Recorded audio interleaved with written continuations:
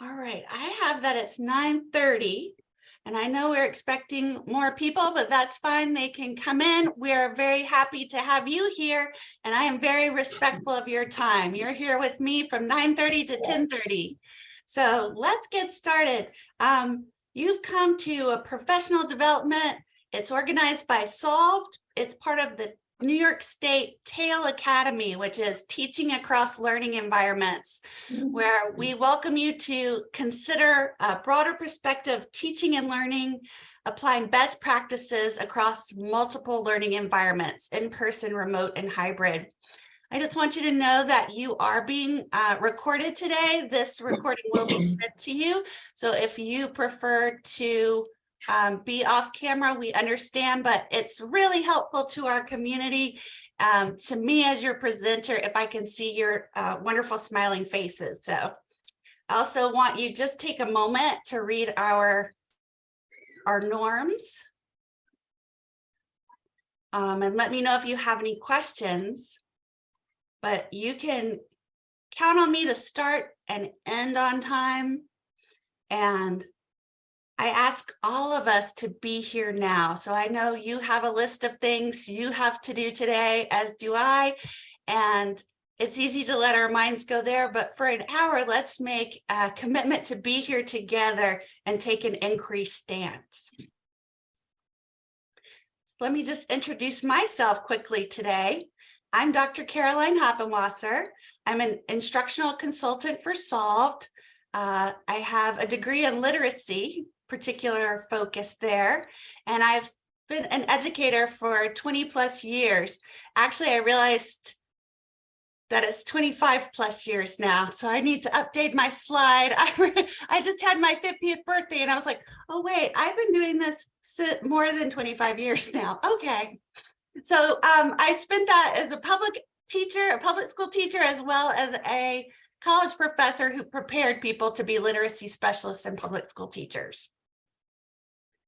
So I'd love to know who you are. Some people have already started with their good mornings, but I'd love to know your name, what content or grades you focus on, your school or district. I know we have 3 districts represented, and I'm so glad for you to be here, but just pop a let us know who you are in the chat as we get going this morning. And let's see who all has come to this professional development at 9:30 on Friday. Good morning. I will tell you, I'll disclose, I started as a kindergarten teacher, so this makes me want to sing a good morning song. And everyone shake hands and say good morning. We've got, oh, all kinds of grades represented. Special ed teacher, wonderful. IEP teacher, special education administrator, all kinds of roles coming in. Wonderful, which is great because we're going to bring so many interesting and different perspectives and understandings of this topic and we will have time to work in breakout groups to share today. We've got grades 6 through 8. Administrator. Oh, wow. We have so many special ed people. They could be here running this professional development. Thank you. Keep that coming. And we're going to now look at our professional learning intentions. So today we're going to focus on learning environment accommodations for students with disabilities. And then we're going to spend a good portion of our time exploring high leverage practices for explicit instruction in specially designed instruction. All right, so I would like to start here with you. You're going to have a document I'm going to put in the chat. I'm calling it your note catcher. It's going to keep you oriented today. It's got important links. It's got different resources. It's got ways you can take notes and also capture information. So when you open it, it's going to ask you to make a copy. So if you just go ahead and do that, let me double check its permissions because that is something. Yep. Anyone with the link can edit. You should now be able to open it and edit it. If you have trouble with that, you can put it in the chat, and our admin, Beth and Brooke, will help you in the chat with that. But hopefully you don't have any trouble opening it. And the first thing I want you to open today is the This We Believe survey. And I want you to take a few minutes, and everyone's going to complete. It's just 4 questions. And we'll look at that together to sort of set the stage for our time together today. So I'm also going to put the link to that in the chat.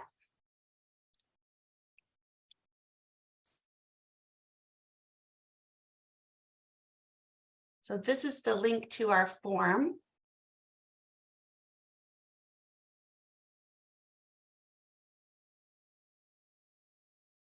This form, the results are going to come in anonymously. No one will know who said what. So please take a moment and fill it out, and then we'll look at the responses together. And as you finish it, I want you to think about, are there any insights or surprises that came up for you as you answered these questions? So you're welcome to use your note catcher to reflect on that answer. This note catcher is just for you, so to help you be actively engaged today. All right, so I'm gonna go. We have 3 responses. Thank you, people. Y'all are moving and shaking this morning. In a moment, I'm gonna go to responses and we'll look at them together, and you're thinking about any insights. It says I need permission to fill out the form. I don't understand, because if you have the link, you should be able to fill it out. Kathleen, I will look into that. It would be under your settings, Caroline. It may be, you may have to be signed into your school's account. I think under responses. Oh, wait, back to settings and then responses. Oh, sorry, thank you. So if you unchecked restrict to users, yeah. Thank you. Yeah. So if you try opening the link again, it should work now. Yes, and I'll put it in again. I apologize. I didn't know that was automatically checked for me. All right. Thank goodness for our tech help. All right, let's, we have a lot of people coming in. So I believe that students with mild to moderate disabilities can and should be taught alongside their peers in general education settings.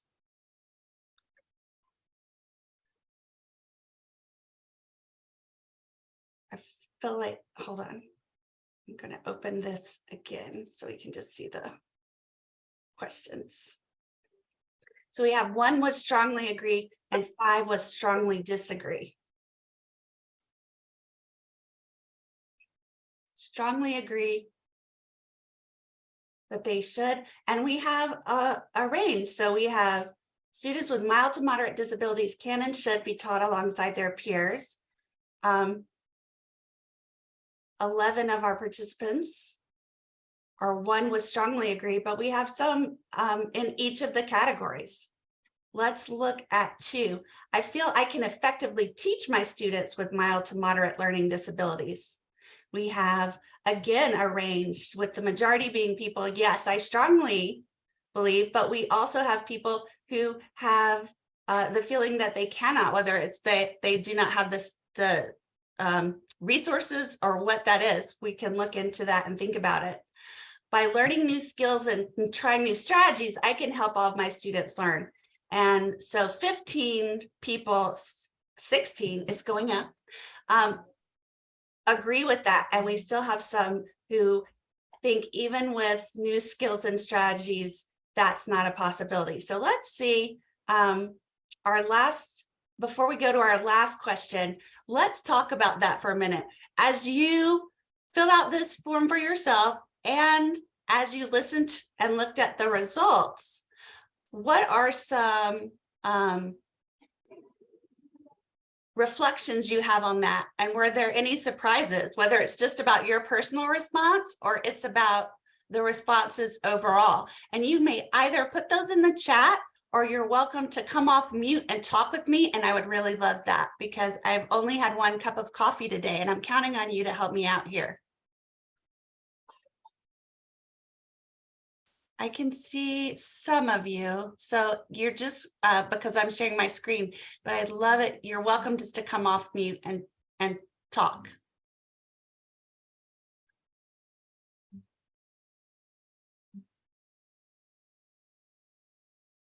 I'm going to go back through the responses, the number. We've gotten some more in. We still have strongly agree as the leader, but we have, again, a range of responses from strongly agree to strongly disagree.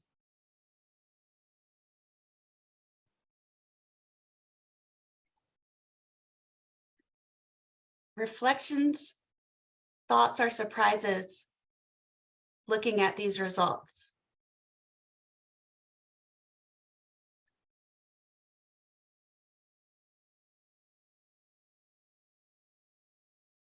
I'm thinking that some of the strongly disagree may be due to clicking the wrong option. Selena, I wondered about that as well. So that's something to consider. We can also think the people in the middle are probably meant to be in the middle. So just think about, we're saying strongly agree is 1 and strongly disagree is 5. And Selena, thank you for sharing that. What makes you say that? Well, just because when I was, reading the first one, when I was reading the first one in the survey, I almost clicked 5 when I strongly agreed. So, I almost made that mistake myself. Yeah. So maybe, if those of us that did, click no or strongly disagree, whether or not they could effectively teach their students, with mild or moderate learning disabilities, maybe they could go back into the survey and correct that, or at least write that see, somebody just commented. I agree, that's what I did by accident. Yeah, so I think the majority of us do feel that we can effectively teach our students with mild to moderate learning disabilities. Thank you for speaking up for everyone who did that, Selena, because that would be a surprise to me too, if there were teachers here who didn't think they could do that at all. I believe that some might feel possibly there's more they could learn, they need more help, but that as teachers, that's where we come from. And I love that. Oh, I'm so sorry. I'm trying to read the chat at the same time, and sometimes that breaks my brain. That as teachers, first thing in the morning, we misread the information. So no problem. Let's go on to then the question where you put in some responses on, oh, I want to see the individual responses. And now I've forgotten how. For what you think, here we go. When you hear personalized instruction, nope, I can't do it. Beth, do you know how I can change this so I can see the individual responses really quickly? More like a list. That I'm not sure about. Yeah, I knew in another lifetime, but it's escaped my mind. If you go back up to the top, you can export them to a Google Sheet, and that way you can see them, the individual responses in a sheet. Oh, right there, question and individual. There we go. I just hadn't gone far enough. So we're just going to look at some of these direct and student specific. Here we go. Question. I am so sorry. Here we go. Nope. We're going to You'll have to go That's- through each Yeah. one individually. It's like everybody's response. Thank you, for Dana. each- I am Yeah. so sorry and I apologize, but we had, what I love is for each of you, there's an individualized belief of what that is. So one of the things we want to do today is look at and think about what is a definition we can all think about today for our particular purpose of being together. And one of the things I'd like to share is just a short video clip. Now I'm worried my share isn't going to share the sound. So if you could please, when I start this video clip, give me a yes or no in the chat that you can hear the sound, or I can see Dana and Tony and y'all could just give me a thumbs up. All right. Average for education means that it is unacceptable to design learning environments assuming most kids are like an average kid, right? Because it turns out scientifically, mathematically, there actually isn't such a person. It's just an empty middle. They don't exist. And so you've designed textbooks and curriculum materials and assessments that fit actually nobody at all. And then kids muddle through, and then we reward the ones that muddle through the best, you know, with better grades, all the while thinking we're actually nurturing their potential, and we're not. One of the mistakes I think we're making in education is to view personalized learning as another fad, but it's not. I mean, it's something bigger than that. There's something stirring in society. We're getting away from one size fits all and focusing on systems that really try to understand who you are and help develop you to your full potential. We have to show that this is a complete rethink of ourselves as a society, and then position education as part of that. You know, for me, things like character development have lost ground in education, and they should be front and center. But the only way we get to do that is if we're really good at meeting every kid where they're at and giving them what they need to develop that broader range of skills and abilities and knowledge. So I love what he says in that something is stirring in society. And as teachers, we all are, excuse me, when I say teachers, I mean all educators here today, that it should have been stirring all of this time. And one of the big game changers is that during the pandemic, all of these children went home and their families saw what was happening and what wasn't happening while they were there. So when we think about personalized instruction for today's purpose, we have this definition. It's just an educational framework that provides learning pathways, strategies, and tools to support students as they gain the knowledge, skills, and dispositions of the 21st century learner and global citizen.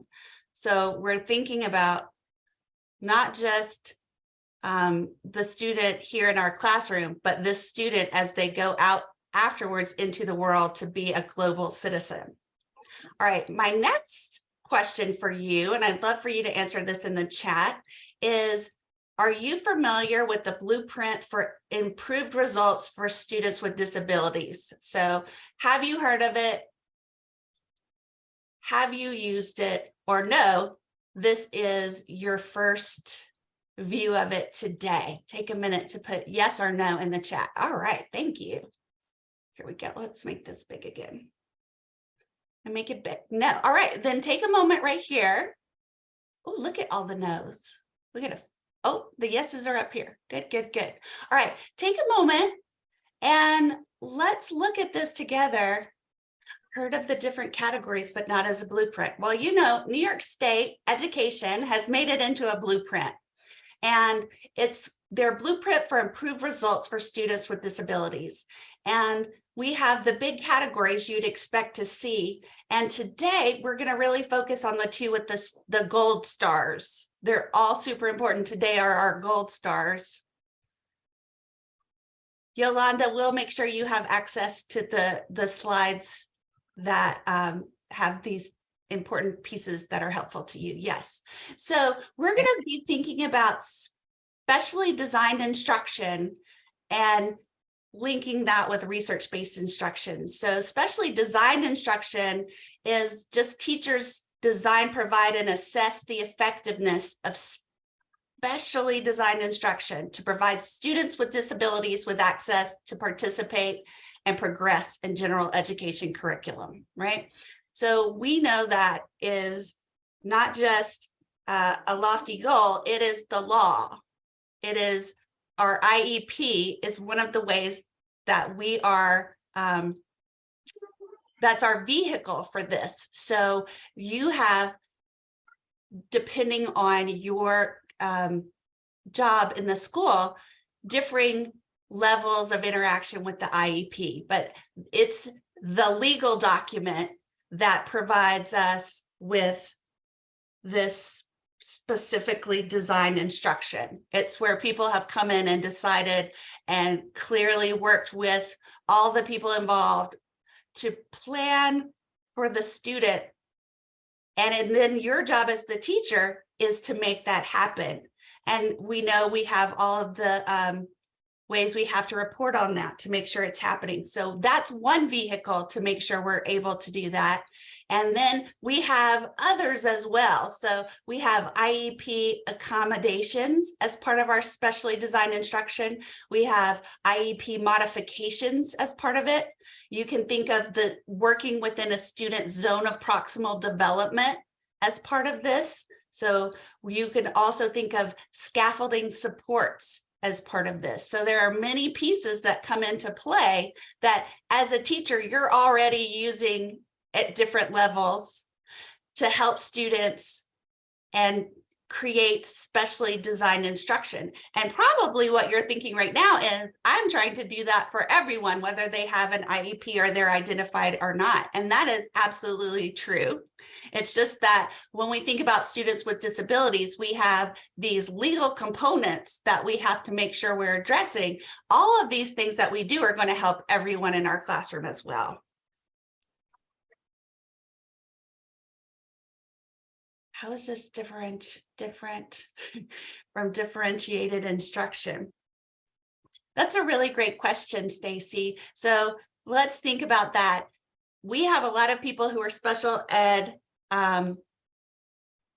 teachers or administrators here, and I wonder if they would be willing to come and give us their view on that question as well. How is specially designed instruction different from differentiated instruction? And we're going to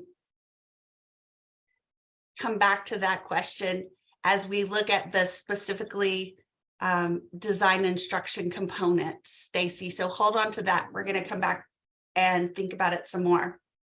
All right. So when we think about specifically designed instruction, we have common areas where we have educational barriers for students with disabilities. And those are in the boxes here. You can have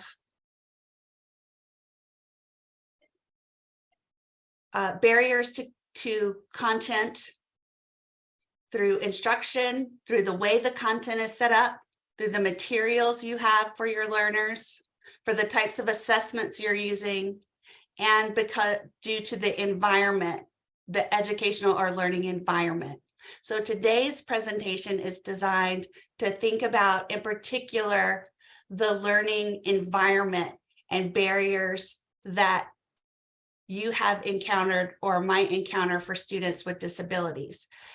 So let's think about ways that we already in your classrooms and school communities, what are environmental condition supports for students with disabilities to overcome environmental factors? So that's your setup in your classroom or your school that might create interference between the student with disability and what they're learning and being in their learning environment. So here's what we're going to try is a waterfall chat. Have you ever done a waterfall chat?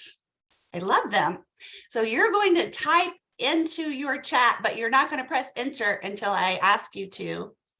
What are some environmental supports that you already use for students with disabilities to remove that environmental barrier? So you are helping them learn in your classroom and school community.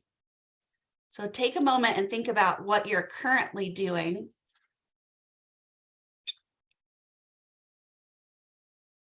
And then when I say, I want you to hit the button. So you have one more moment. Now go, everybody. Woo!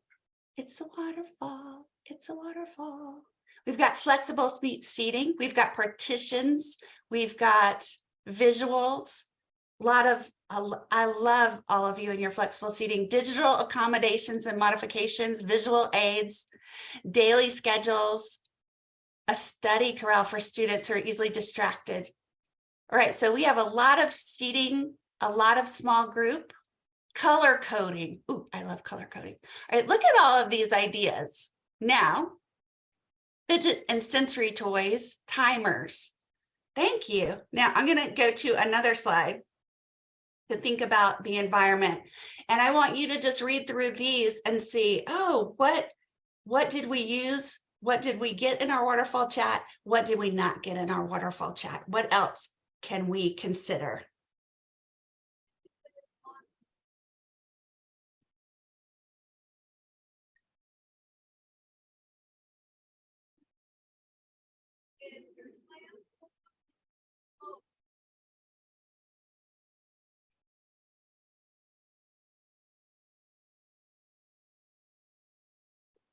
All right, did you find some new ones? I think the mindset is an important factor. Oh, to consider that was not mentioned. Dana, do you mind telling us more about that? Because I think that's so important. And Melissa has also added social emotional support. Would one of y'all please tell us some more about that? That's amazing. Yeah, so I work in the NEST program for so it's for students with autism in an ICT classroom. And I feel like one of the things that they all struggle with is that social emotional piece. So something we've been trying as like a whole class is starting the day with some type of mindfulness, but it's not in every classroom. And I feel like even when we just did that, even though I'm supporting students in it, my mind didn't originally go there when I thought about the environment. So I found that interesting, that mindset is also considered the environment. It's a good point. Oh my gosh, it's such a good point. And I'm just going to do a shameless plug right now. I am also for Solved doing on Monday afternoons. The next 2 Monday afternoons are PD on social emotional learning and setting up that mindful environment. So if you're interested in learning more, we have more free PD on that Mondays at 2:30. Alexandra says relationships are something we have, but don't necessarily think of as an environmental support. And it's probably one of the most important things. That is such a huge, important point. So we have all of these that we're thinking about all the time that are things we can do, but our environment is also a culture. So how are we setting up the culture to support students with disabilities? And again, whatever we do is also going to be supporting the other students. And when we do mindfulness work, it's supporting ourselves as well. It's a gift we're giving ourselves. So wonderful. Thank you for adding that really important component. So when we think about specially designed instruction, that's the legal mandate to make adaptations or modifications to the content, methodology, or delivery of instruction to address the unique needs of a child with disability. So that goes back to our question, and I'm sorry, I forgot who asked the question. What's the difference between this and differentiated instruction? Differentiated instruction is something we as teachers are doing all the time as a best practice. Specially designed instruction is, as I believe, more of a special ed term, and it's the legal mandate. It's the IEP. It's we are required by law to think this through for these students in particular ways. We know that we're doing that for everyone when we do our universal design for learning, and we think of differentiated instruction as the big umbrella of how we plan what we're doing. But then we think about our population of students with disabilities who need even a next level of support, and over time have been shown that we have to legally protect. Does that make sense? So they have been so vulnerable, they have not been protected in ways they needed to be. So we have, oh, we're getting big things. Thank you. I'm going to read these too. So we have this special language that comes in when we talk with students with disabilities. So Selena says differentiated instruction. She sees it as giving different choices for students, for the students who are high, middle, low, and especially design instruction is creating the assessments content used with all students in mind, such as visual prompts, slides, incorporating students' cultures into activities. Yeah, and that's universal design for learning also, right? We're thinking about all kinds of modalities. We're presenting things in many, many ways. And then when we think specifically about our students with disabilities, we're coming in with our specially designed instruction linked with their IEPs. And we are then thinking about high leverage practices. And that's a set of professional practices that teachers should master and use in order to provide this effective, specially designed instruction.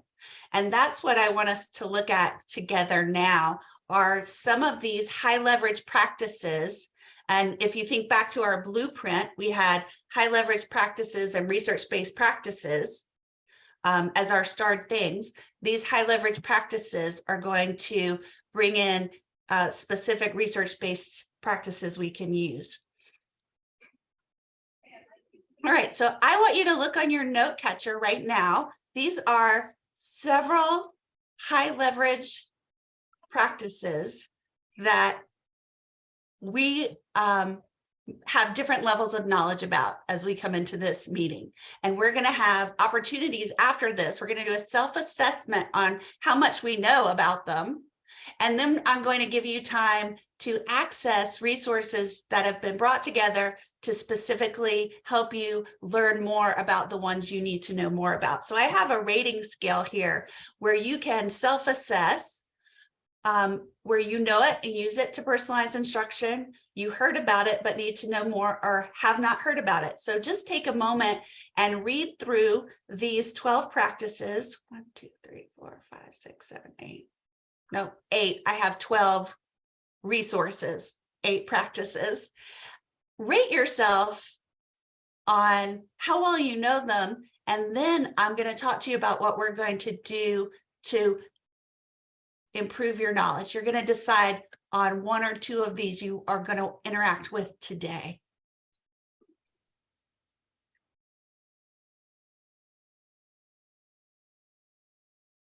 I'm going to check the chat because I've gotten behind. Thank you for resending the note catcher link, Beth and Brooke. I appreciate you.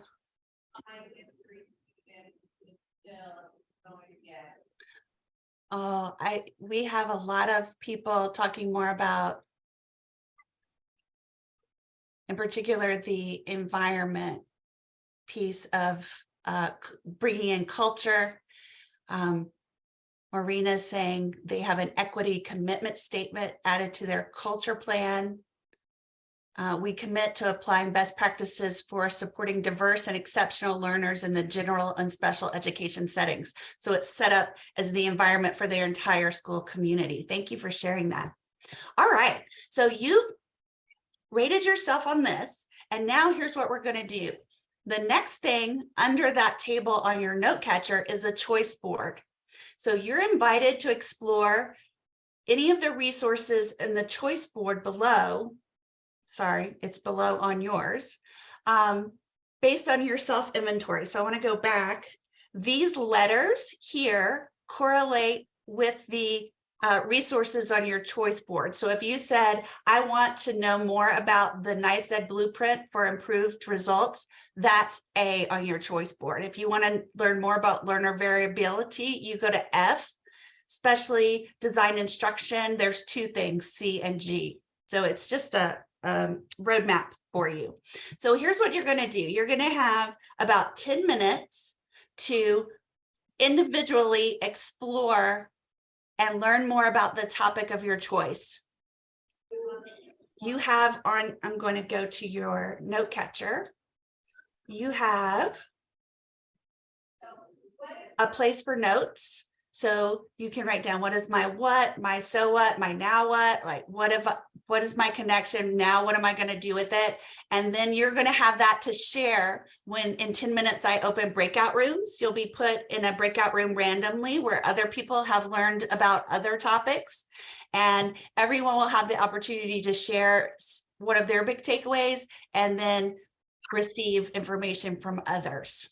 All right, so your job is going to be to choose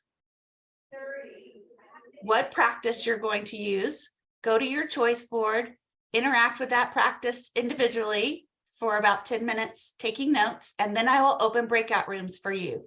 Please let me know in either with the thumbs up or whatever way you can, if that makes sense, or if you have questions.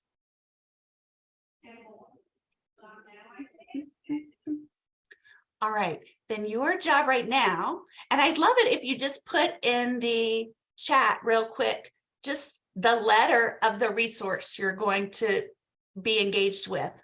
So I can just see the variety that we're going to use. And then please open that and start your exploration. Ooh, we got a lot of different choices. Excellent. Thank you.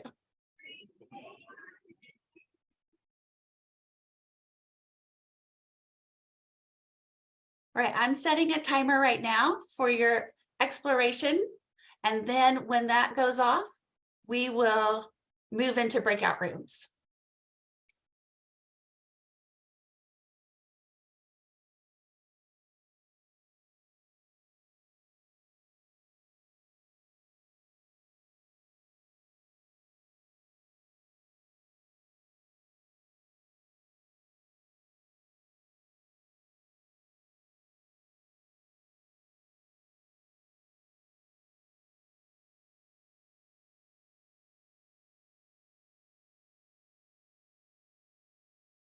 So I'm about to create the breakout rooms, and then you'll be able to join, and you can, in that breakout room, you're going to share which resource you used at a something interesting to take away to share with your colleagues. So I'm opening the rooms now.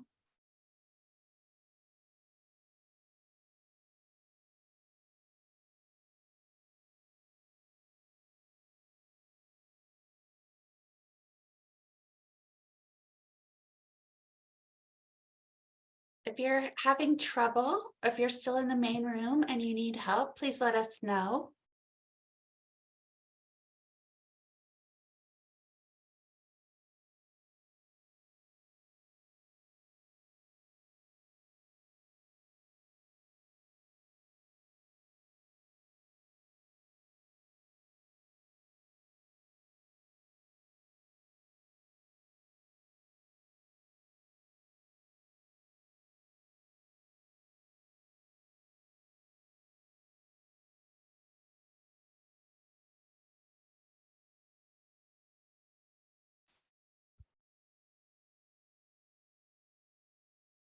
All right, and as you come back, I'm going to ask you to do this last reflection activity. All of our breakout rooms are going to close in 20 seconds, so people are wrapping up in there. We have 6 minutes left, and I promise we'll be done on time. And you can modify this 3, 2, 1 any way you want. But what I'd like you to do is just reflect on some strategies or ideas that you learned today in these in this session and talking with your colleagues, an action or two you want to commit to, and then maybe even a lingering question you have that you want to learn more about going forward from this. And you can either put those things in just on your note catcher, or I'd love if you're willing to share in the chat any of these things, a reflection or an action or a lingering question. Caroline, I see your desktop screen. I don't see your slides. Hold, please. Let's restart that share. Share this. Now you should see my slides for sure. Yep. Okay. All right. Excellent. And while you're thinking about that, I have a few finishing touches. One is I went back into our form and took all your responses for what is personalized instruction, and I just popped it into a word cloud. So this is what I was trying to do at the beginning and couldn't do. So I just wanted to end with this. These are the important big words you came up with. What is personalized instruction to you?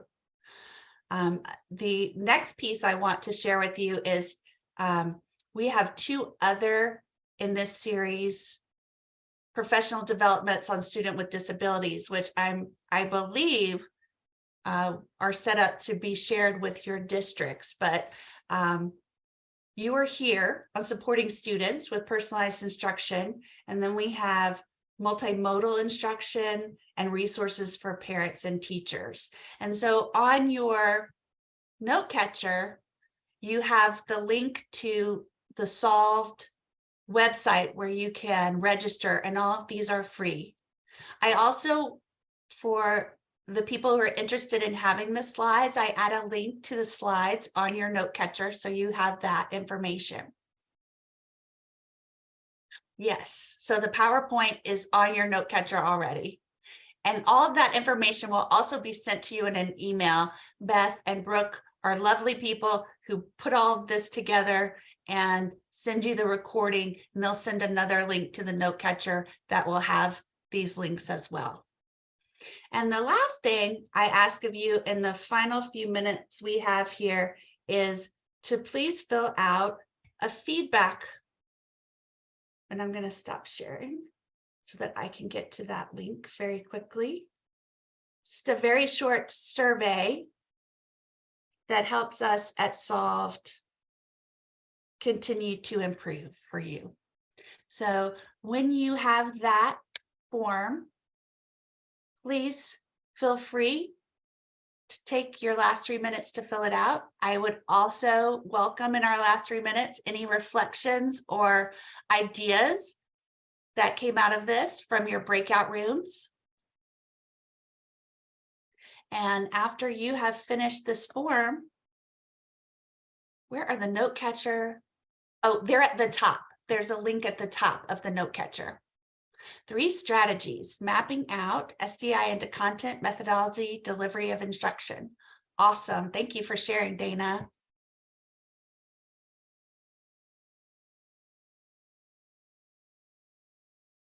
Yes, hopefully that note catcher will be a one-stop shop to help you get back to all of the resources that you had today. So if you wanted to learn more about any of these practices, they're there for you. Because in an hour, we can only do so much. My goal is to leave you with as much information as possible to help you. All right, so when you finished the form, if you don't have any more questions, you're free to go and have a wonderful day. So again, a lot of people ask about the professional development credits. That will be part of your email that you get from Solved. SDI and content lesson planning for special needs and instruction. Wonderful. And we have 1 minute, and then by time with you. Caroline, thank you so much for presenting today. Would you mind if I just share a little note with District 18? I just want them to check their emails for a second link. So District 18, you should have a second link from me. Please check your emails. Thank you so much, Caroline. This is great. You're welcome. Thank you. District 18, don't forget to check your email for your second link. It's super important. All right, thank you. Yes, and everyone, please have a wonderful day and a great weekend. I just want to thank Solved, and I want to thank Raquel for inviting other districts. This is Catherine from District I'm a little 21. confused, excuse me. But my email said it's 10 to 12 and now I got this morning that says 9:30. So this is it, it's finished? Yes, Okay, 9:30 to thank you. 10:30. Sorry for the confusion, Joan. And Joan, maybe what daylight district saving. are you? Joan? Yoo-hoo. Hi, she's District 22. Okay, I just wanted to make sure that one of mine wasn't forwarded because we have a meeting after this, so I thought maybe there was confusion with that. Thank Yeah. you. Miss Small, I'm sorry, Miss Small, call my room for a second. Call 506. Sorry, guys. You're sending the link, right, Ms. Berry, for your meeting? I sent the link. It should be in your email. Okay, I'm getting off now. Yeah, Thank I'm you. gonna- Okay, And thank you Bye, again, everyone. Raquel, and thank you, Salt, You're for welcome. Bye. inviting us. Bye-bye. Caroline, I didn't get access to the PowerPoint presentation in the shared document. Oh, on the note catcher, are you seeing the link on the note catcher? No, I'm not seeing it at all. Maybe I need to refresh. Yeah, try that because I did add it, and then let's double check that it's there. It should be at the top. But I'm going to go just double check mine. It It may says- also be because you made the copy of the note catcher before you added the link, Caroline. I don't know if you added it during the session. Yeah, that can be Oh, I it. did. Here, let me just throw it into the chat very quickly as well. Thank you so much. I appreciate that. Certainly. Thank you for checking. We'll make sure it goes as a separate link out to everyone else. I didn't think that through, but here it is for you right now. Okay.